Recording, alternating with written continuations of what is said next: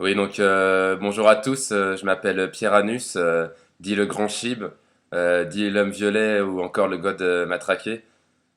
Donc bah moi j'avais un message à passer, donc vous avez pu me voir à Bugarache en 96, j'étais en vacances avec mes parents. On s'est très bien amusé et d'ailleurs c'est sur mon lit et tout que j'ai aperçu des clémentines qui faisaient du golf. Je me suis réveillé, je devais avoir bah comme je vous ai dit 4 ans et là j'ai vu ça, des clémentines qui faisaient du golf.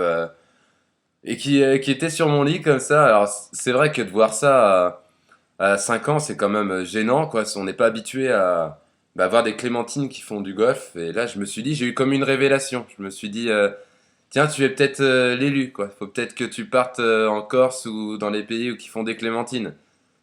Donc du coup, c'est comme ça que j'ai pu en apprendre un peu plus sur mon identité. Surtout à l'âge de 8 ans, j'ai eu un livre qui s'appelait Martine à la plage. Et j'y suis retourné vers 12 ans à la plage et j'ai vu dans un grain de sable, il y avait écrit P-I, donc les initiales de mon prénom, Pierre. Et plus loin, j'ai vu un Q. Donc là, Pierre Anus, ça ne faisait plus aucun doute. C'est comme ça que j'ai pu avoir mon identité, quoi. Bien sûr, à l'âge de mon adolescence, mon sexe s'est agrandi, mais à une taille phénoménale. Donc du coup, j'ai compris que j'étais dit le grand chibre, l'homme god matraqué en fait un peu parce que à l'époque il y avait un film à la télé qui passait sur Canal avec un espèce de truc qui tournait comme ça et bon j'ai dit c'était pas un hélicoptère quoi donc forcément c'est sûr quoi. Donc moi du coup ma mission sur Terre c'est bah vraiment j'ai été en Corse du coup à cause des clémentines et j'ai rencontré un Éthiopien malgache qui était là-bas et qui s'appelait d'ailleurs David. Et il m'a dit, mais je te connais, toi. Il fait, tu t'appelles Pierre, un truc comme ça. Il fait, je t'ai déjà vu quelque part. Il fait, je suis sûr de te connaître. J'ai fait, oui, bah ouais, c'est mon prénom et tout. Il m'a dit, bah, toi, t'as quelque chose à faire. Il fait, t'es là pour amener la paix sur Terre, pour défendre les gens, pour essayer que tout le monde s'entende bien. J'ai dit, bah, c'est ce que je chante. Et c'est là que j'ai su que c'était ma mission, en fait. Que j'étais venu sur Terre, en fait, pour que les gens puissent s'entendre entre eux. Et s'ils peuvent pas faire une partouze géante, ils pourront le faire. C'est comme ça. Ça part du principe. Après, c'est donc après avoir rencontré cet homme, que d'ailleurs je n'ai pas revu, si une fois j'ai une nouvelle de lui par Skype, il m'a dit bonjour. C'était vraiment un moment passionnant parce que ça faisait longtemps que je l'avais pas vu, ça faisait au moins 3 jours. Et du coup après ça, bah, j'ai su mon identité. C'était clair et net quoi. J'étais Pierre Anus, dit le grand chibre, dit le gon matraqué, dit.